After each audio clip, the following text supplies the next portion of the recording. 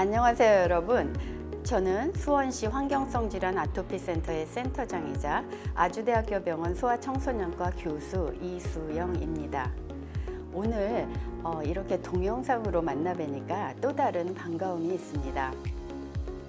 오늘은요, 우리 센터의 영양사 선생님과 함께 식품 알레르기 환자가 안전하게 먹을 수 있는 간식 만들기에 도전해 볼까 해요.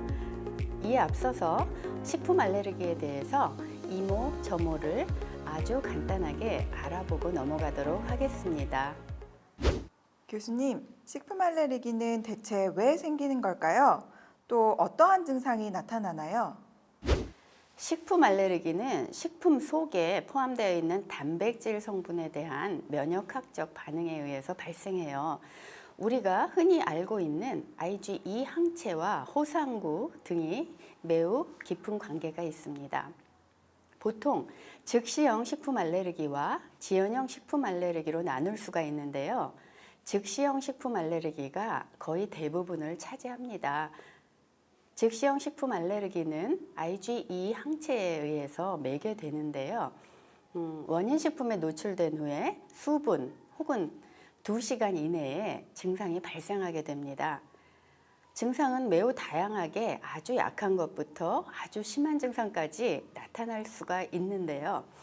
예를 들어서 피부에는 두드러기, 혈관 부종, 그 다음에 점막이 가렵거나 따가운 증상이 나타날 수 있고요. 호흡기에는 콧물 기침 같은 증상에서부터 천식, 호흡곤란 이렇게 심한 증상도 나타날 수가 있어요. 그리고 위장관에는 메스껍거나 구토가 나타나거나 복통이 생기거나 설사를 하는 그런 증상들이 나타날 수 있고요. 또한 심혈관계에는 현기증이 난다든가 그리고 부정맥이 발생한다든가 아니면 저혈압이 있어서 쓰러지기도 하고 그다음에 신경계 질환으로서는 어지럼증 그리고 기절 이런 것들이 나타날 수 있죠.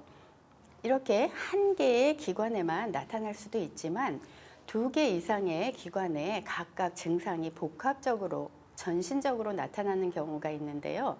이 경우를 아나필락시스라고 합니다. 식품 알레르기를 앓고 있는 아동의 약 30% 정도는 한 번쯤은 아나필락시스를 경험할 수가 있어요. 그런데 이러한 아나필락시스는 초기에 적절하게 대응하거나 치료하지 못하면 조금 위험할 수도 있거든요. 그래서 이러한 모든 증상들을 환자, 보호자, 그리고 교사 선생님, 그리고 기타의 다양한 주변인들이 모두 잘 알고 있는 게 매우 중요합니다. 교수님, 식품 알레르기는 병원에 가서 어떤 검사를 받아야 하고 또 어떤 치료 방법이 있는지 궁금해요. 무엇보다도 어떤 식품을 먹고 얼마나 먹고 어떤 조리법으로 먹고 그리고 먹고 얼마 있다가 어떤 증상이 나타났는지 등등 아주 자세하게 의사 선생님께 말씀드려야 합니다. 이러한 자세한 병력을 기반으로 해서 알레르기 검사를 시행하게 되죠. 흔히 여러분들이 아시는 알레르기 피부시험 그리고 혈청 알레르기 항체 검사 등을 시행하게 되죠. 그래서 병력과 이러한 검사의 결과들이 일치한다면 우선 원인 식품으로 진단할 수 있습니다. 그런데 때때로는 병력하고 검사 결과가 전혀 맞지 않거나 애매한 경우가 있어요. 이럴 때에는 병원에서 의사 선생님이 감시하에 식품 유발 시험을 시행하게 됩니다. 그래서 이러한 검사와 유발 시험 등을 통해서 원인 식품이 확진이 된 경우에는 이제 치료를 해야 되겠죠. 이렇게 병원에서 확실히 진단을 받은 경우에는요, 해당 원인 식품을 철저히 금식하는 것이 권고됩니다. 그러나 일부의 환자에서는 베이킹 조리법에 의해서는 알레르기가 덜 일어나거나 안 일어날 수 있고요. 그리고 극소량 포함된 식품의 경우는 반응이 없는 경우도 있습니다. 그렇지만 그렇다고 너무 혼자 알아서 이런 식품들을 먹어보거나 챌린지 해보시면 안 되고요. 꼭 이 모든 것은 의사 선생님과 상담을 통해서 시행하는 것이 안전하겠습니다.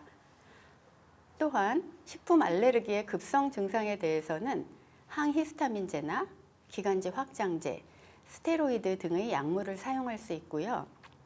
앞서 말씀드린 2개의 기관 이상의 증상이 나타나는 아나필락시스가 발생했을 때에는 반드시 최우선적으로 에피네프린을 근육 주사하여야 하겠습니다. 교수님, 우유와 같이 성장기에 필요한 식품에 대해 알레르기가 있는 우리 아이에게 어떻게 영양 보충을 해줘야 할까요? 또 일상생활에서 이러한 식품 알레르기 관리는 어떻게 해야 할까요? 알려주세요. 네, 정말 중요하고도 어려운 문제이지요. 특히 우유, 계란, 밀은 우리나라의 영유아, 소아, 청소년에서 가장 흔한 3대 원인 식품이기도 하고 동시에 단백질, 에너지, 무기질, 비타민 등을 골고루 갖춘 중요한 식자재입니다. 그렇기 때문에 이 3가지 식품에 모두 동시에 식품 알레르기가 있다면 제대로 된 식생활을 영위하기가 매우 어렵습니다.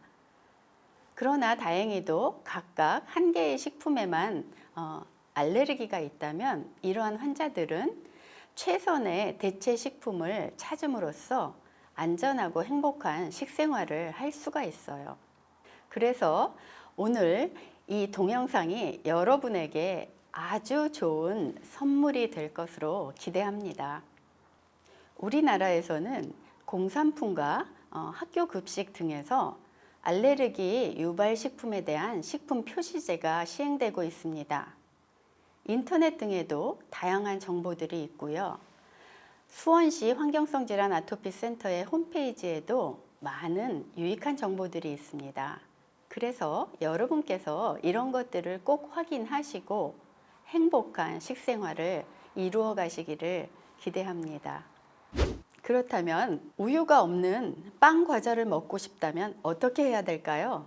우리 수원시 환경성질환 아토피 센터의 영양사 선생님께서 잘 알려드릴 겁니다. 영양사 선생님. 네, 영양사입니다. 제가 알려드리겠습니다. 우유 알레르기가 있어도 안전하고 맛있게 먹을 수 있는 카카오 쿠키 만드는 레시피도 알려드릴게요. 먼저 우유 알레르기 주의식품을 살펴보겠습니다. 다음으로 우유 알레르기 대체 식품을 살펴보고 가정에서 활용하실 수 있는 맛있는 레시피 우유와 밀이 없는 카카오 쿠키 만들기를 해보겠습니다.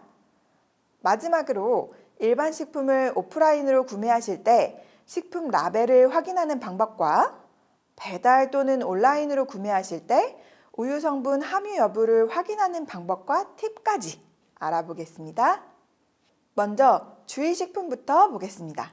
우유 함유식품입니다. 우유 알레르기 주의식품 첫 번째는 우유 및 유제품류입니다. 우유와 비슷한 성분 또는 우유로 만들어진 제품이므로 주의해야 합니다. 요플레, 치즈, 버터, 생크림, 아이스크림, 분유, 산양유 등이 있습니다. 다음으로 제과 제빵류 그리고 기호식품입니다. 제과 제빵류란 과자류 또는 케이크류 그리고 각종 빵류를 말하는데요. 대부분 우유가 사용됩니다. 식빵, 쿠키류, 케이크류, 와플 등 모두 주의해 주세요. 그리고 우리 아이들이 좋아하는 간식인 푸딩, 마시멜로, 카라멜, 초콜릿 등에도 우유가 함유되어 있으니 주의하셔야 합니다. 가공식품에서도 주의가 필요합니다. 카레가루, 하이라이스 가루 등 각종 가공식품들과 치즈를 필수로 사용하는 피자에도 우유가 함유되어 있으니 주의가 필요합니다. 그렇다면 우유 대체 식품은 어떠한 것들이 있는지 알아볼까요? 우유를 함유한 음식과 음료는 두유로 대체할 수 있습니다. 음료로 예를 들면 카페라떼의 경우 두유를 넣은 두유 카페라떼가 있습니다. 우유로 만든 샤워크림, 요거트 드레싱과 같은 소스의 경우 우유 성분이 없는 비건 소스로 대체할 수 있습니다. 하지만 대체 식품일지라도 우유 성분 포함 여부를 필수로 확인하세요. 우유가 함유된 빵과 쿠키는 비건 빵과 쿠키 또는 떡으로 대체할 수 있습니다. 돈가스와 같이 조리 과정 중간에 빵가루가 포함된 경우는 불고기나 고기 구이처럼 빵가루를 사용하지 않은 메뉴로 대체할 수 있습니다. 또한 대체 식품일지라도 우유 성분 포함 여부를 필수로 확인하세요. 카레 또는 하이라이스와 같이 소스에 우유가 첨가된 음식은 볶음밥으로 대체할 수 있습니다. 아울러 우유로 만든 버터는 식물성 오일로 만든 비건 버터인 마가린 또는 마요네즈 등으로 대체할 수 있습니다. 마지막으로 대체 식품일지라도 우유 성분 포함 여부 확인하시는 것 잊지 마세요.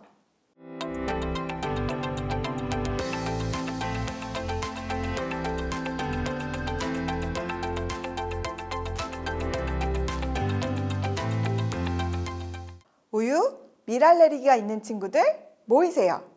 지금부터 우유, 밀 알레르기가 있어도 맛있게 먹을 수 있는 카카오 쿠키 레시피 시작합니다. 수원시 환경성질환 아토피 센터의 레시피를 공유하고자 합니다. 카카오 쿠키 재료를 준비해 주세요. 준비된 모든 재료에 알레르기가 없음을 꼭 확인하세요. 이 레시피는 무설탕이며 우유, 밀을 제한한 레시피입니다. 모든 재료는 계량하시기 편하도록 숟가락 또는 컵 단위로 표시되어 있습니다. 재료를 살펴보면 밀가루 대신 쌀가루를 사용합니다.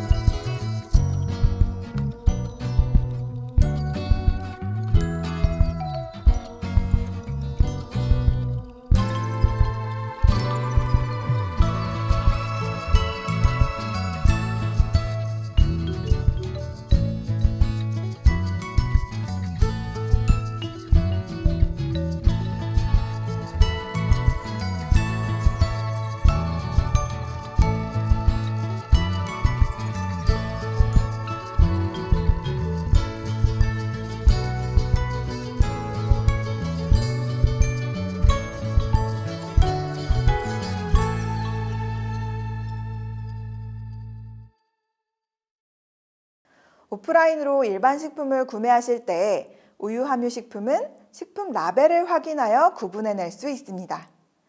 또 요즘은 일반 식품을 온라인 주문하는 시대죠. 온라인으로 구매하실 때 어떻게 우유 함유 식품을 구분할 수 있는지 함께 알아보겠습니다. 가공식품의 경우는 식품 성분 표시, 즉 식품 라벨을 자세히 읽어야 합니다. 식품에 사용된 재료의 정보가 표시되어 있는 원재료명 및 함량은 우리가 눈여겨보아야 하는 부분입니다. 또한 다른 성분과 구분되도록 다른 바탕색 또는 테두리로 별도의 표시란을 마련하여 알레르기 유발 물질이 표시되어 있으므로 반드시 잘 살펴보아야 합니다. 우유 외에도 우유 함유 표시로는 원유, 유청, 탈지 분유, 휘핑, 커드, 크림, 카제인, 레닛, 락토 등이 있습니다. 아울러 온라인 주문 시에도 식품 성분 표시를 잘 확인하셔야 됩니다. 세부 정보 사항을 확인하세요. 또한 배달 앱으로 주문 많이 하시죠? 편리한 식생활의 일환으로 우리 생활 깊숙이 배달 음식이 자리 잡고 있는데요. 배달 앱을 사용하실 경우 식품 알레르기 표시가 잘 되어 있지 않은 경우에는 꼭 전화로 확인하셔야 합니다. 나의 식품 알레르기 사항을 알리고 해당 식재료 포함 여부를 꼭 확인하셔야 합니다. 우유 성분이 포함되어 있는지와 조리 과정에서 공동의 조리 도구를 사용하는 등 교차 오염 염려는 없는지를 확인하시고 포장 시 저알레르기 음식에는 표시를 하여 구분하고 배달하는 동안 교차염이 발생하지 않도록 따로 견고하게 포장하여 줄 것을 요청하셔야 합니다. 식품 알레르기가 있어도 식품 라벨 읽기와 확인하기로 안전하고 맛있게 먹을 수 있습니다. 더 많은 자료는 수원시 환경성질환 아토피센터 홈페이지에서 확인하실 수 있습니다.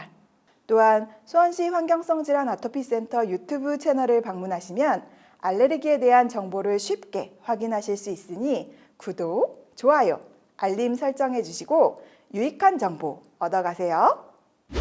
자, 여러분, 오늘 영상이 재미있고 도움이 되셨는지요? 오늘은 우유 알레르기 어린이가 꼭 알아야 할 질환 정보와 안전하게 먹을 수 있는 간식 만드는 법을 함께 알아보았습니다.